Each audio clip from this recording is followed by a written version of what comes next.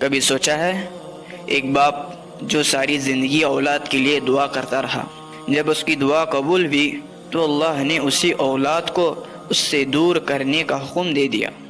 آخر کیوں؟ ایک ماں، ایک چھوٹا سا بچہ اور چاروں طرف سے ریگستان، نہ پانی، نہ انسان، نہ کوئی مدد۔ لیکن اسی سنسان وادی سے اللہ نے ایک ایسی نشانی ظاہر کی جو آج بھی دنیا دیکھ رہی ہے۔ یہ واقعہ ہے حضرت ابراہیم علیہ السلام، حضرت ہاجرہ علیہ السلام اور حضرت اسماعیل علیہ السلام کی ایک ایسی قربانی جس نے قیامت تک آنے والے مسلمانوں کو سبق دیا۔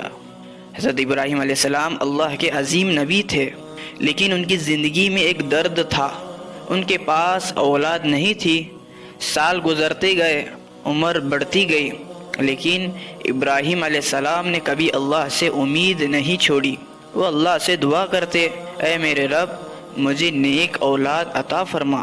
قرآن میں آتا ہے، اے میرے رب مجھے صالح اولاد عطا فرما۔ اور پھر ایک دن اللہ نے ان کی دعا قبول کر لی۔ بڑھاپے کی عمر میں اللہ نے انہیں ایک بیٹا دیا، حضرت اسماعیل علیہ السلام۔ گھر میں خوشی آ گئی، رحمت آ گئی، سکون آ گیا۔ لیکن ابراہیم علیہ السلام نہیں جانتے تھے کہ یہ بیٹا ایک دن دنیا کی سب سے بڑی قربانی کا مرکز بنے گا۔ جب حضرت اسماعیل علیہ السلام ابھی بہت چھوٹے تھے، تب اللہ کا حکم آیا کہ ایک ایسا حکم جو کسی بھی باپ کا دل ہلا دے۔ اللہ نے فرمایا، اپنی بیوی ہاجرہ اور اپنے چھوٹے بیٹے اسماعیل کو ایک سنسان وادی میں چھوڑ دو، ایک ایسی جگہ جہاں نہ پانی تھا، نہ درخت، نہ انسان، صرف ریگستان، صرف خاموشی، صرف تنہائی۔ قرآن میں اس طرح آتا ہے، اے ہمارے رب، میں نے اپنی کچھ اولاد کو تیرے مقدس گھر کے پاس ایک بے اب و گیا وادی میں چھوڑا ہے۔ حضرت ابراہیم علیہ السلام اللہ کے حکم سے بی بی ہاجرہ اور چھوٹے اسماعیل کو وہاں چھوڑ کر واپس جانے لگے۔ بی بی ہاجرہ پریشان ہو گئیں۔ انہوں نے پکارا، ابراہیم ہمیں یہاں کس کے سہارے چھوڑ کر جا رہے ہو؟ لیکن حضرت ابراہیم علیہ السلام چپ رہے، کیونکہ دل ٹوٹ رہا تھا۔ ماں نے پھر پوچھا کہ اللہ نے آپ کو یہ حکم دیا ہے؟ حضرت ابراہیم علیہ السلام نے صرف اتنا کہا، ہاں۔ اور پھر بی بی ہاجرہ نے وہ جملہ کہا جو قیامت تک توکل کی مثال بن گیا، پھر اللہ ہمیں ضائع نہیں کرے گا۔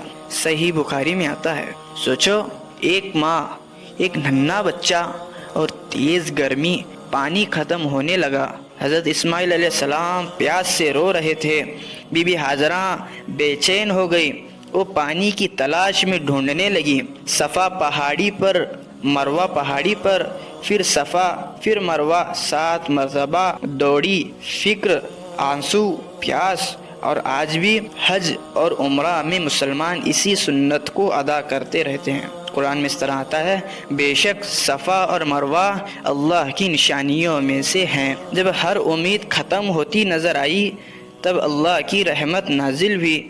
حضرت اسماعیل علیہ السلام اپنی ایڑیاں زمین پر رگڑ رہے تھے اور اچانک زمین سے پانی نکلنا شروع ہوا۔ پہلے ہلکا، پھر تیز، پھر ایک چشمہ بن گیا، زمزم۔ ایک ایسا پانی جو ہزاروں سال بعد بھی نہیں سکا۔ حدیث میں اس طرح آتا ہے، زمزم اس نیت کے لیے ہے جس نیت سے اسے پیا جائے۔ لیکن یہ تو صرف شروعات تھی، ابھی اللہ کا سب سے بڑا امتحان باقی تھا۔ ایک ایسا خواب جس نے ایک باپ کے دل کو ہلا دیا۔ کیا ابراہیم علیہ السلام واقعی اپنے بیٹے کو قربان کرنے والے؟ کیا اسماعیل علیہ السلام کو سچ پتہ چل گیا تھا؟ اور شیطان نے کیسے روکنے کی کوشش کی؟